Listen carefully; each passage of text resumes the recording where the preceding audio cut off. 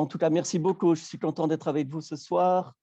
30 minutes pour vous partager quelques repères historiques sur la manière dont les chrétiens ont expérimenté l'Esprit Saint. Première chose que j'avais envie de partager, c'était de commencer par un terme en particulier. C'est le terme occultation.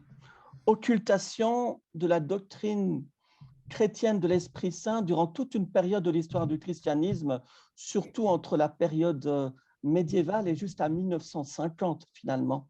Et c'est vrai qu'il y a eu toute une époque où donc on peut dire que dans les manuels de théologie en Occident, hein, voilà, je parle de l'Occident, eh bien, il y avait très peu sur la doctrine chrétienne de l'Esprit Saint, et c'est comme si, en fait, durant toute une période, eh bien, les théologiens avaient tendance à présenter la doctrine du Christ et la doctrine du salut en choisissant de passer directement en fait, à l'eschatologie. Et donc, c'est vrai que durant toute une période, eh bien, on a eu l'impression que l'Église et les théologiens occidentaux, en tout cas, avaient oublié cette dimension si essentielle à toute la vie chrétienne, qui est donc la présence au sein du monde créé, au sein de l'Église chrétienne, en fait, du souffle créateur et vivifiant de l'Esprit. Et c'est vrai que cette occultation de la doctrine chrétienne de l'Esprit Saint de l'époque médiévale jusqu'à 1950, jusqu'à une partie de la période contemporaine, a eu en fait des conséquences assez catastrophiques. Et cela a entraîné en tout cas une hyper-intellectualisation dans la compréhension en fait, de la foi chrétienne au travers des articles de foi et des dogmes. Et puis d'un côté aussi, cela a conduit à un certain moralisme légaliste, étroit, sectaire, qui s'est installé au sein même des communautés chrétiennes et puis de ses membres.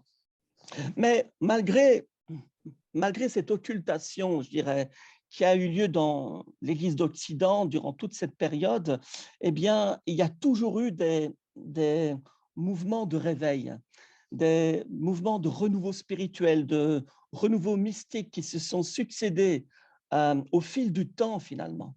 Et on fait en sorte que, d'une certaine manière, eh bien, voilà, que cette doctrine chrétienne de l'Esprit Saint n'a pas été autant occultée que ses responsables l'auraient espéré, en tout cas durant certaines de ces périodes. Et puis c'est vrai qu'à partir du XXe siècle, avec le réveil du Pays de Galles en 1904 et puis plus tard de l'émergence du mouvement de Pentecôte, eh bien, on voit là que la doctrine chrétienne du Saint-Esprit et l'expérience en fait de l'Esprit Saint au sein en fait des églises a pris beaucoup plus de place. Et donc c'est vrai que nous pouvons dire aujourd'hui que il n'y a pas une telle occultation de la doctrine chrétienne de l'Esprit Saint comme il y a un certain temps déjà. Alors ce soir, voilà, ce que j'ai envie de vous partager, c'est bon, ben, quelques étapes, quelques endroits, quelques étapes sur la manière dont l'Esprit Saint a été perçu. Et, c'est vrai que, voilà, bon, ben, j'ai envie de... Oups, j'arrive pas à avancer. En fait, voilà. Donc, j'ai envie qu'on puisse s'intéresser comme ça à certaines périodes où vraiment, autant les pères de l'Église que bon, ben, certains grands théologiens, que voilà, encore par la suite des prédicateurs ont donc pensé l'Esprit Saint et ont aidé l'Église donc à vivre la présence de l'Esprit Saint.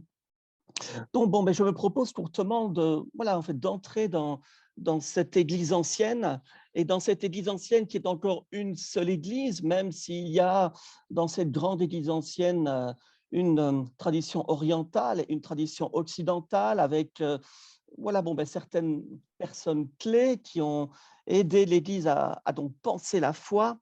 Et dans ce cadre-là, eh bien, bon, ben, je me propose de commencer par la tradition orientale.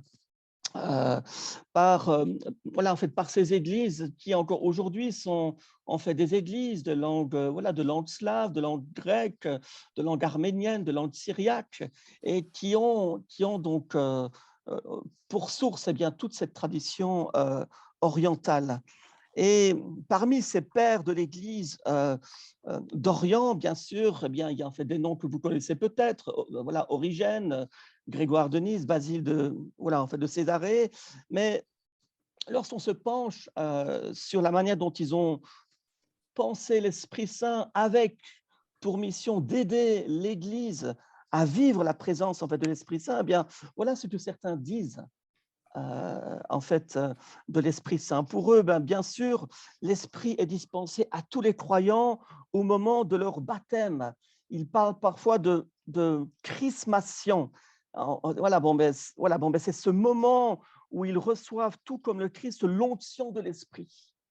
Et voilà, bon, ben, pour eux, l'Esprit anime l'ensemble de la vie de chaque baptisé et de toute l'Église. L'Esprit transmet et communique la parole et la vie divine au monde. Il prépare l'humanité tout entière à la gloire à venir du Christ, déjà resplendissant de beauté et transfiguré par sa résurrection d'entre les morts. Et voilà, bon, ben, j'en cite certains de ces théologiens. Mais comme le dit Origène, par exemple, en fait, dans, dans, dans une de ses œuvres, eh bien, en fait, il dit ceci, mais pour vivre pleinement l'esprit, il faut le dépouillement total de soi, il faut la kénose, il faut le dépouillement de la croix.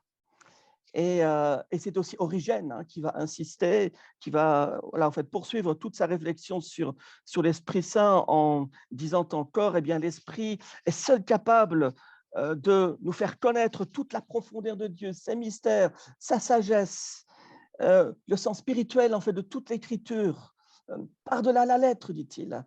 Et c'est l'Esprit qui vient aussi prier en nous, intercéder pour nous et nous permet de louer le Père dans le Christ avec mesure, rythme, harmonie.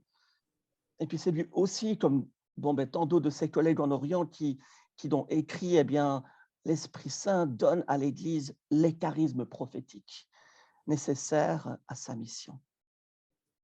Voilà comment bon, ben, Origène et d'autres pensent ou réfléchissent en fait sur l'ère chrétien. Et très vite, en fait, à cette période des pères de l'Église en Orient, euh, bon, ben, un mouvement, une certaine hérésie va donc faire son apparition. Il s'agit des pneumatomaques, voilà, un nom particulier que l'on traduit littéralement par ceux qui combattent l'esprit.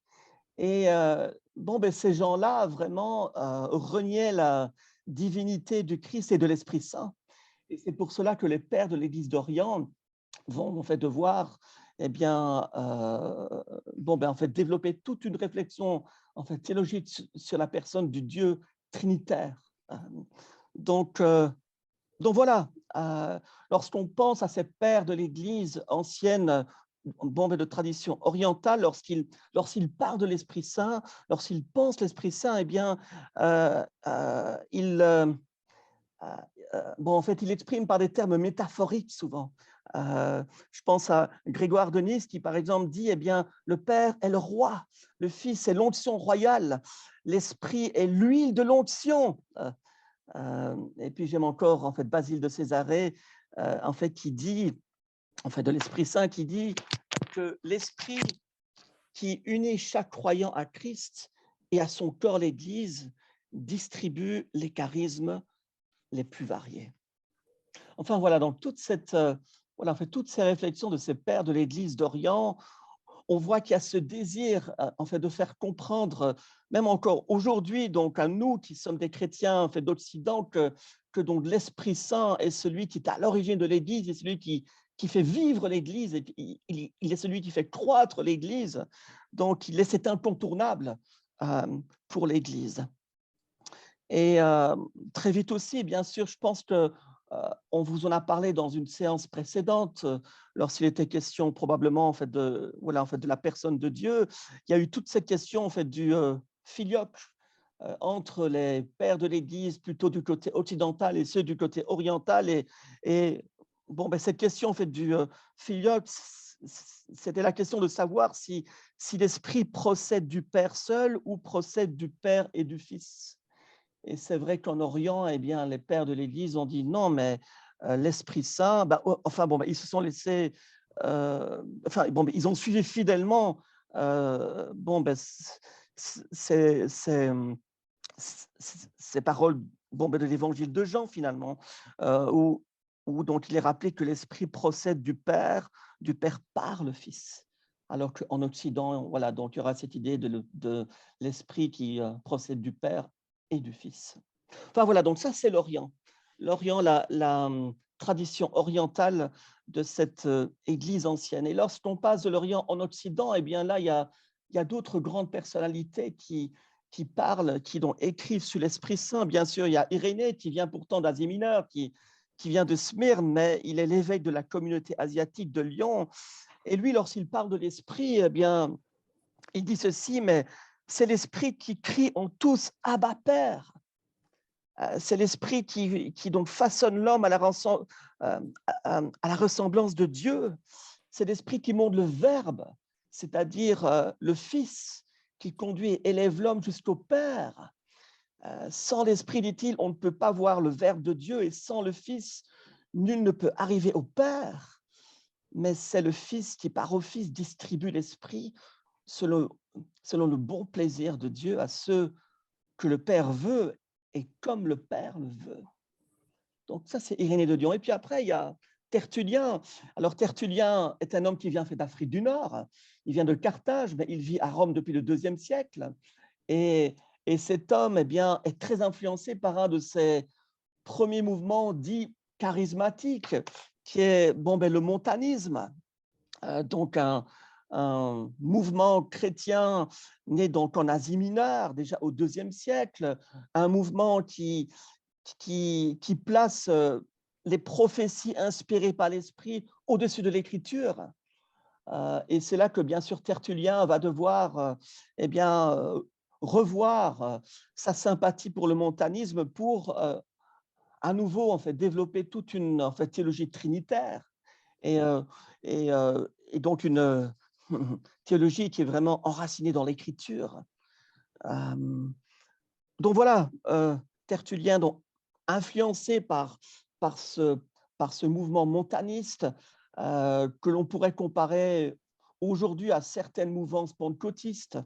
Mais voilà, donc lorsqu'on écoute Tertullien et lorsqu'il parle de l'Esprit, bien sûr, eh bien pour lui, j'aime comme il décrit en fait toute la Trinité. En fait, il dit le Père est premier, tout procède du Père qui est comme la racine, la source ou le soleil. Puis vient le Fils, dit-il, qui est comme la tige, la rivière ou le rayon. Enfin, l'Esprit est troisième. Il procède du Père par le Fils et il est à partir du Père et du Fils le fruit de la tige, le canal dérivé de la rivière, la clarté du rayon. Enfin voilà, je pourrais vous en dire encore tellement d'autres citations de ces théologiens comme Tertullien. Alors peut-être que je peux vite faire référence bien sûr à Augustin, à saint Augustin, qui est considéré quand même comme une référence incontournable pour les réformateurs. Saint Augustin a élaboré sa doctrine chrétienne du Saint-Esprit sous l'influence d'un philosophe platonicien, mais qui est mort chrétien en fait en 385. Et lorsque saint Augustin parle de l'Esprit Saint, il dit, mais l'Esprit Saint est comme le lien ou le don d'amour mutuel qui unit le Père et le Fils. Et voilà, voilà, donc lorsqu'il parle en fait de l'Esprit Saint, donc il dit encore ceci. Lorsqu'il parle en fait de la Trinité, il dit mais la Trinité est comme un mouvement en Dieu qui progresse du Père vers le Fils, puis vers l'Esprit. D'où l'idée justement dans l'Église occidentale, le fait que l'Esprit procède du Père et du Fils. J'aime en fait comme saint Augustin dit aussi que l'Esprit est une réalité vécue dans l'Église. L'Esprit Saint, en fait, dit-il, c'est le Père et le Fils qui, dans un même élan d'amour, se donnent aux croyants à l'Église. Voilà, quelque chose de fort. Et puis, il dit encore aussi, l'esprit, c'est d'abord l'amour de Dieu en nous. Donc, c'est vrai que pour saint Augustin, eh bien, l'Église l'esprit est l'âme de l'Église, hein. C'est donc par l'esprit que, nous sommes unis. C'est par l'esprit que nous sommes unis les uns aux autres, en fait, duquel nous recevons le salut, la sanctification. Et comme aussi saint Augustin le dit par la suite, eh bien, c'est l'Esprit Saint qui donne en fait tous ces charismes, et en fait tous ces charismes qui sont là pour l'édification même de l'Église. Donc voilà ce que dit saint Augustin sur l'esprit. Et puis il dira encore deux choses qui sont peut-être importantes pour nous ce soir, lorsqu'il dit l'esprit, c'est la liberté. Et seule la liberté nous permet de connaître la vérité. Et il dit encore ceci, l'esprit est cette puissance de Dieu qui nous libère des liens du mal et du péché et nous permet de connaître la vérité qui est aussi l'amour. Et puis encore une dernière référence qui est très importante en fait de saint Augustin lorsqu'il parle de l'Esprit Saint, il dit l'Esprit Saint est anticipation. Donc l'Esprit Saint nous permet d'avoir une vision du monde eschatologique, donc en fait du monde, on a fait des temps qui viennent, en fait, qui sont devant nous. Euh, euh, donc voilà comment l'évêque d'Hippone, en fait, saint Augustin, parle de l'esprit. Il dit ceci, en fait, il dit aussi, ceux qui sont animés par l'Esprit Saint soupirent d'amour tels des colombes, dépréoccupés des soucis de ce monde. Ils se considèrent comme des pèlerins en route vers le royaume de Dieu. Voilà un certain nombre de références où saint Augustin parle en fait de l'Esprit Saint.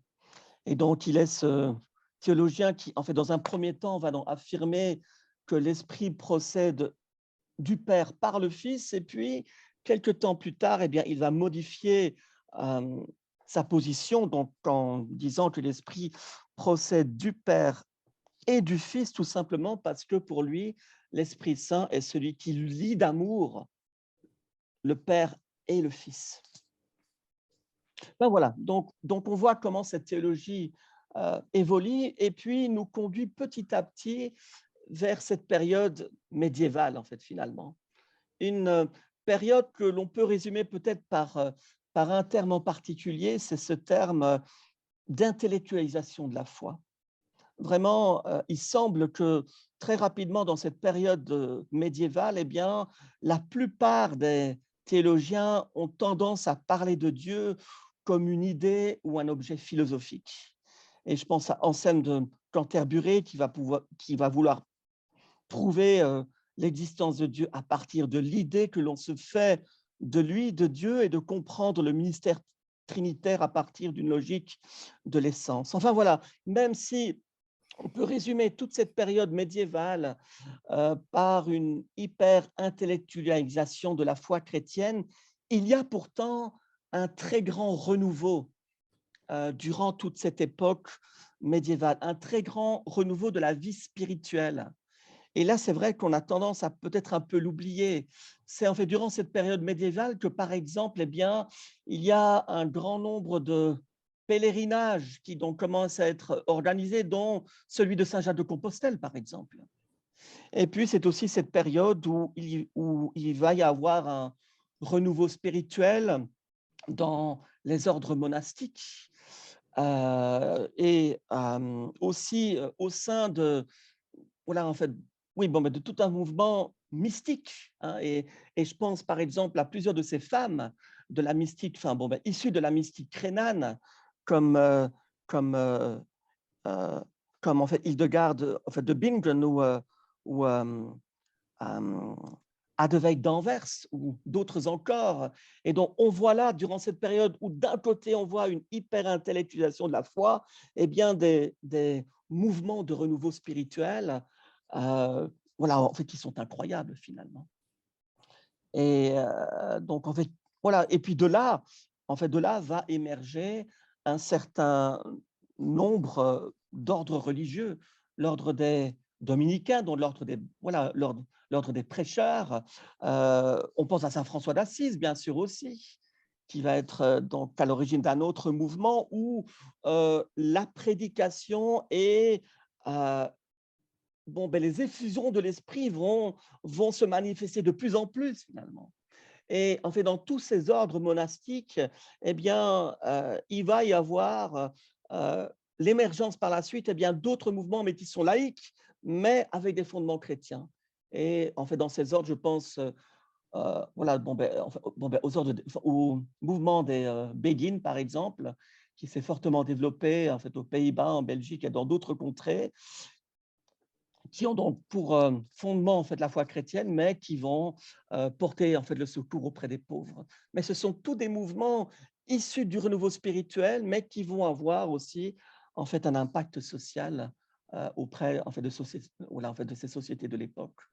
Et c'est vrai que tout ce renouveau spirituel qui se manifeste à cette époque va préparer le terrain pour un certain nombre de personnes clés qui vont, qui vont préparer, disons, sans qu'ils le sachent certainement, on a fait tout ce temps de la réforme.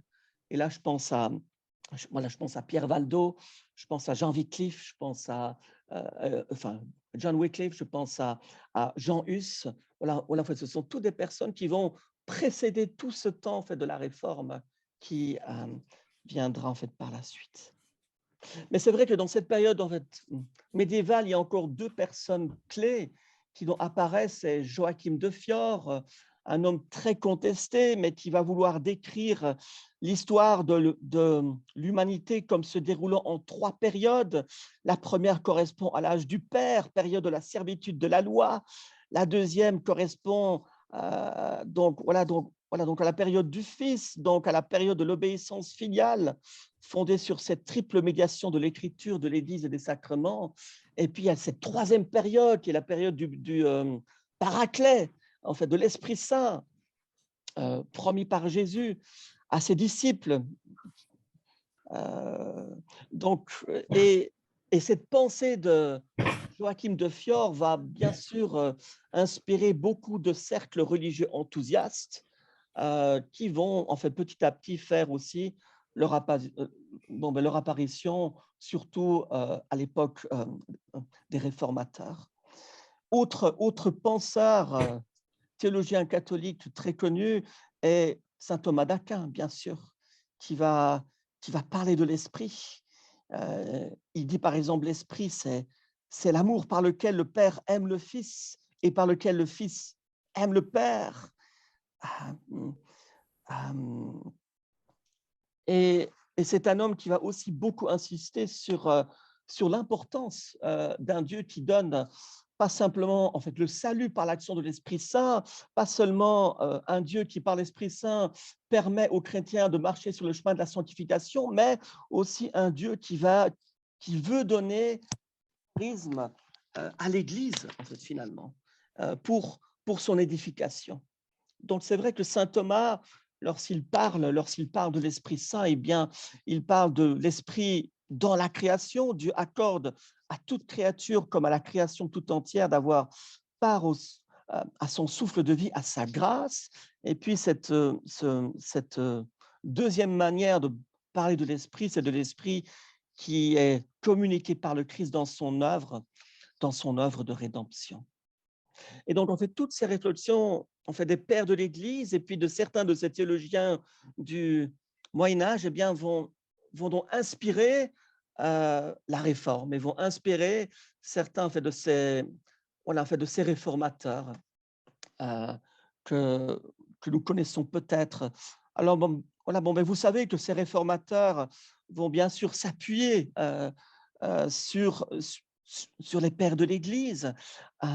Ces réformateurs, ils ne vont pas vouloir créer une nouvelle Église, mais l'histoire a quand même conduit donc à l'émergence du protestantisme. Mais durant toute cette période de la Réforme, eh bien, qu'est-ce que l'on remarque?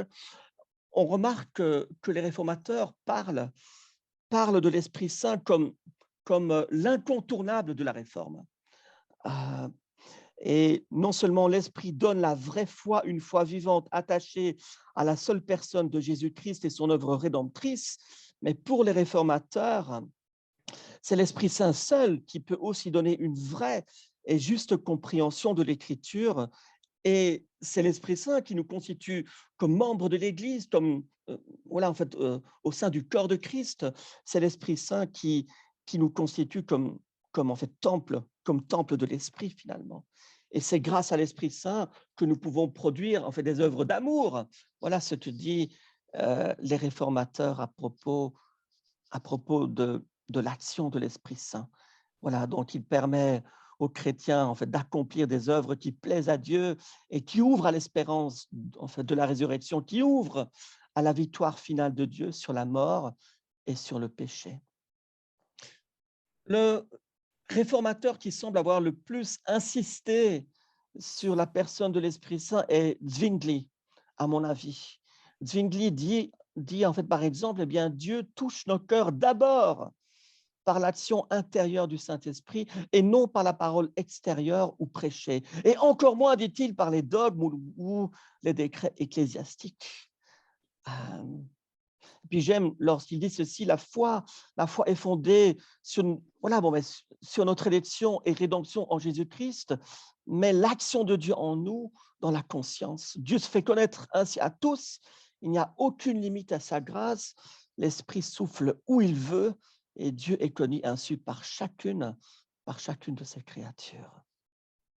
Donc, Zwingli semble vraiment beaucoup insister sur l'action de l'Esprit Saint dans la vie du chrétien. Mais bien sûr, il y a aussi Martin Luther.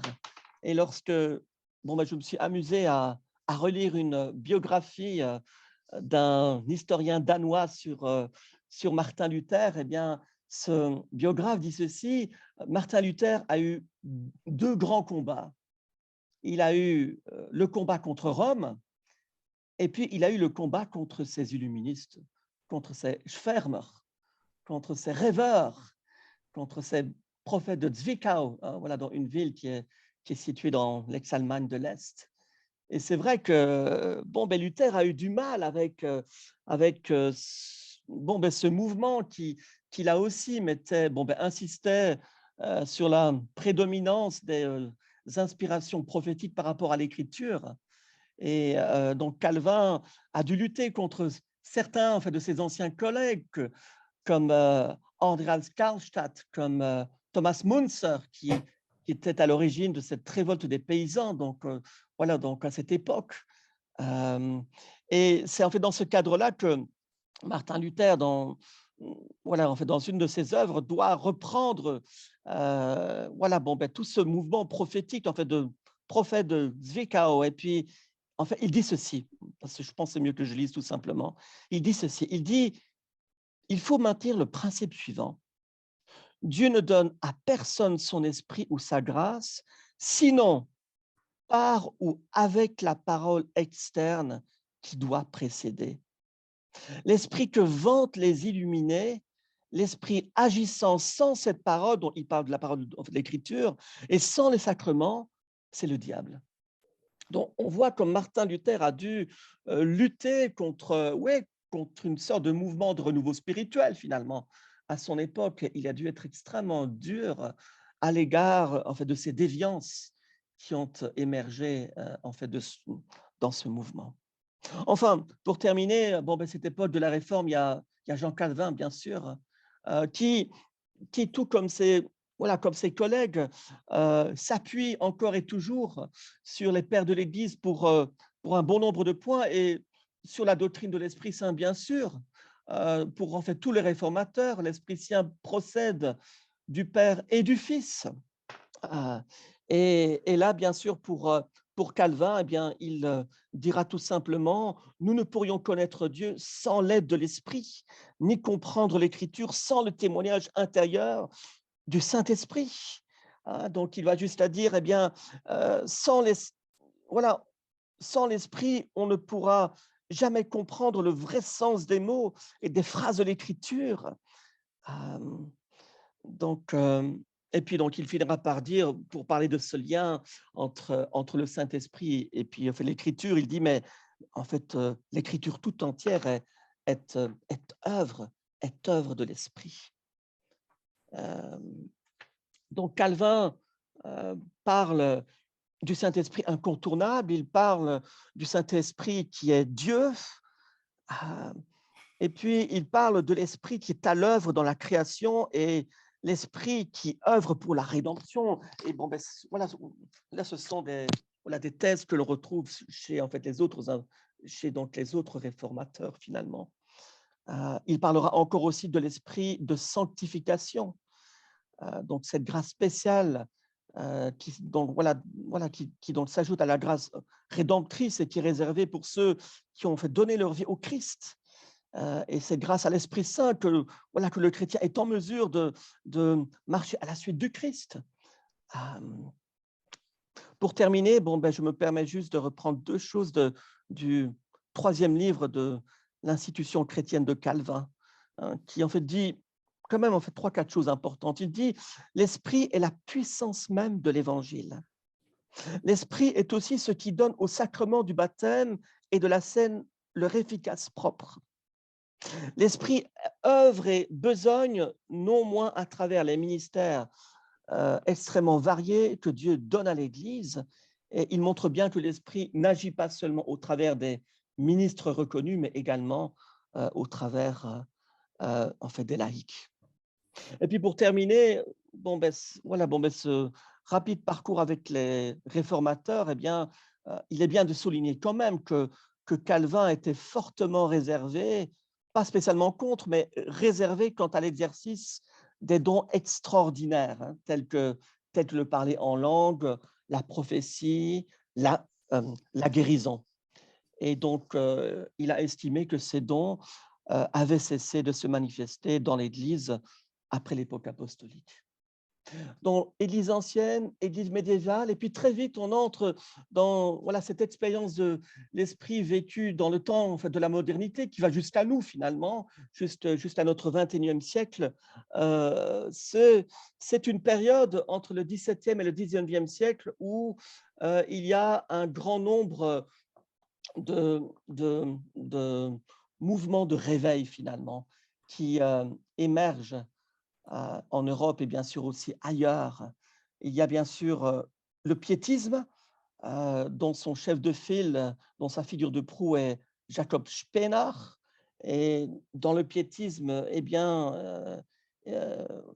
donc, disons que ce mouvement mettait l'accent sur la rencontre personnelle donc avec le Christ vivant, sur la vie nouvelle en Christ, sur la lecture fervente et quotidienne de l'Écriture, sur le désir de partager et de communiquer sa foi à d'autres et sur l'attente fervente de la venue proche du règne de Dieu. Et donc, autant dans le piétisme que dans tous ces autres mouvements revivalistes, on va voir des hommes et des femmes aussi essayer d'encourager les églises à expérimenter la présence du Saint-Esprit. Et en fait, parmi toutes ces personnes clés qui marquent ces époques du XVIIe au XIXe siècle déjà, il y a George Fox, qui est le fondateur des Quakers, du mouvement Quaker, qui va insister d'une manière assez importante sur l'expérience de l'esprit. On a Jonathan Edwards, pasteur presbytérien, qui a été l'un des témoins un siècle plus tard du grand réveil évangélique aux États-Unis. Il a écrit, un traité sur les émotions religieuses où il met en valeur à la fois l'importance d'avoir en fait des certitudes théologiques au niveau de la foi, mais qui sont aussi fondées sur en fait des expériences affectives et émotionnelles. Et c'est un homme qui va écrire justement, qui va vouloir alerter des dangers et des débordements possibles en fait de toutes ces émotions dites religieuses en fait finalement. Alors voilà, donc Jonathan Edwards, les frères Moraves bien sûr. Souvenez-vous de ces frères Moraves qui ont vécu des temps d'exil. Ils sont arrivés sur la propriété d'un comte Zinzendorf, une communauté qui était un peu divisée, mais qui a été visité par l'Esprit Saint d'une manière assez incroyable. et l'Esprit a vraiment uni cette communauté. Et ils ont vécu en fait plusieurs effusions de l'Esprit qui a conduit cette communauté à envoyer des missionnaires dans de nombreuses régions où l'Évangile n'avait pas encore été annoncé finalement. Après, il y a aussi tout ce mouvement méthodiste dont vous connaissez peut-être le chef de file, c'est John Wesley, mais à ses côtés, il y avait un Suisse. Et alors, je voulais juste intégrer un peu de suissitude ce soir dans ce parcours rapide de l'expérience de l'Esprit Saint. C'est Jean de la Fléchère, c'est quelqu'un qui est donc natif de Nyon. Et au XVIIIe siècle, il se trouve dans le Shropshire, donc à la frontière avec le Pays de Galles, en tant que tuteur d'une famille très riche. Et c'est dans cette région qu'il entend John et Charles Wesley prêcher. Il donne sa vie à Dieu et puis il commence à suivre les frères Wesley un peu dans leur ministère et il va vraiment devenir l'homme de confiance de John Wesley. Et c'est le et c'est cet homme qui va, en fait, il y aura donc un ministère de prédicateur, mais surtout aussi un ministère de guérison, euh, aux côtés des frères Wesley, mort trop tôt, en fait, malheureusement, puisque John Wesley espérait qu'il lui succéderait, en fait, à l'époque, mais c'est Jean, en fait, de la Fléchère qui va parler pour la première fois du baptême du Saint-Esprit. Cette expression qu'on va retrouver par la suite dans les nombreux mouvements de sanctification et puis dans les mouvements de Pentecôte, finalement. Et lorsque Jean de la Fléchère parle de ce mouvement du Saint-Esprit, de ce baptême du Saint-Esprit, eh bien, il dit, donc ce n'est pas un deuxième baptême, bien sûr, c'est une expérience, ce sont des expériences dans l'esprit où nous sommes débordés de l'amour de Dieu, qui nous rapproche de Dieu et qui donne envie et qui nous donne envie de marcher davantage à sa suite. Donc c'est vraiment une sorte de baptême dans le Saint-Esprit qui invite qui permet aux chrétiens d'aller plus loin sur le chemin en fait de la sanctification. Un autre Suisse que je cite, en fait, ce n'est pas un Suisse, mais c'est quelqu'un qui a œuvré en Suisse, c'est Otto Stockmeyer. C'est un percepteur qui arrive dans le VUI. Il avait étudié la théologie, mais il n'était pas chrétien. Il s'est converti là-bas lors d'une rencontre chrétienne dans cette région et il est devenu très rapidement en fait, évangéliste engagé par l'Église libre vaudoise. Et c'est un homme qui va exercer des ministères donc à Tavannes, à Tramelan, à l'Oratoire de Genève, pour en fait terminer dans le Jura vaudois. Mais à l'issue de son dernier ministère de pasteur à l'Auberçon, eh bien, donc un homme très riche va lui proposer un château dans lequel il pourrait exercer un ministère de guérison. Et ça se passera donc en fait en Turgovie durant de nombreuses décennies. Donc, on voit comme durant ces 2 siècles, alors bien sûr, je pourrais vous parler d'autres personnes, mais on voit comme durant cette première partie de la modernité, eh bien, ces mouvements de réveil, ces mouvements de renouveau spirituel, eh bien, commencent à aider l'Église et à s'ouvrir davantage à l'expérience de l'Esprit Saint. Et puis de là, on arrive évidemment très vite dans cette période contemporaine avec le mouvement de Pentecôte, bien sûr. Alors, c'est vrai qu'il y a beaucoup de discussions sur les origines du mouvement de Pentecôte. Certains historiens disent que le mouvement de Pentecôte est né aux États-Unis. En fait, d'abord, au Kansas, et puis il y a ce réveil à Azusa Street, en fait, à Los Angeles. Mais si on prend le temps de regarder comment le mouvement de Pentecôte se développe, eh bien, il se développe plus ou moins au même moment à plusieurs endroits dans le monde, en Inde, en Europe, aux États-Unis. Et donc, il serait plus sage de dire que le mouvement de Pentecôte n'a pas probablement uniquement ses origines aux États-Unis, mais aussi à d'autres endroits. Mais c'est dans ce mouvement de Pentecôte que va revenir justement cette expression de baptême dans le Saint-Esprit, où les prédicateurs pentecôtistes, comme on peut les appeler petit à petit, eh bien, vont dire eh bien, les signes initiaux du baptême dans le Saint-Esprit sont le parler en langue, accompagné du don de prophétie et de la guérison des malades.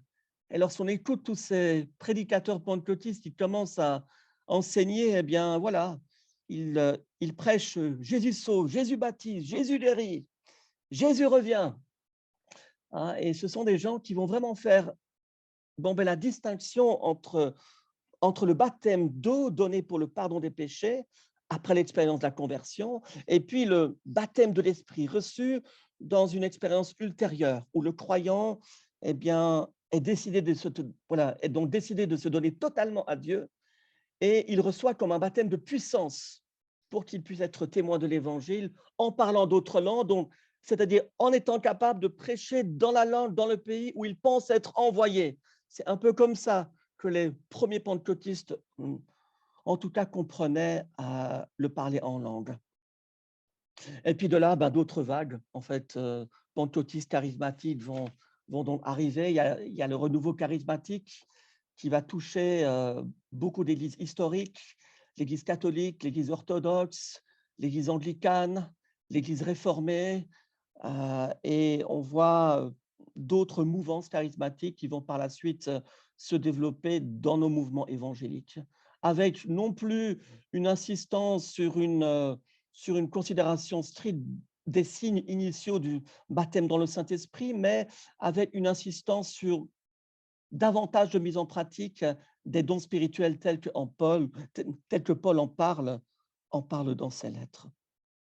Alors, je pense que mon temps est passé, Serge, hein, c'est ça, hein? Donc alors, je vais m'arrêter là. Je voulais juste vous donner des noms sans que j'en parle, hein, mais juste vous donner des noms pour que vous ayez une idée de ces théologiens dits pentecôtistes ou charismatiques qui ont œuvré ou qui œuvrent encore aujourd'hui dans le monde qui n'est pas simplement notre monde chrétien, mais qui sont aussi reconnus en fait dans le monde académique. Et je pense surtout à Craig Keener, qui est un théologien baptiste, qui est un spécialiste du Nouveau Testament et qui a écrit un double tome assez magnifique sur les miracles. Et puis, les trois noms qui sont en dessous, là, dont Amos Young, Frank Demakia et puis Veli-Matti Kärkkäinen, sont vraiment donc des théologiens de tradition pentecôtiste et je trouve qui amènent beaucoup dans la réflexion théologique aujourd'hui. Donc, ils sont issus de cette deuxième génération de théologiens pentecôtistes qui font du bon travail dans le monde académique aujourd'hui.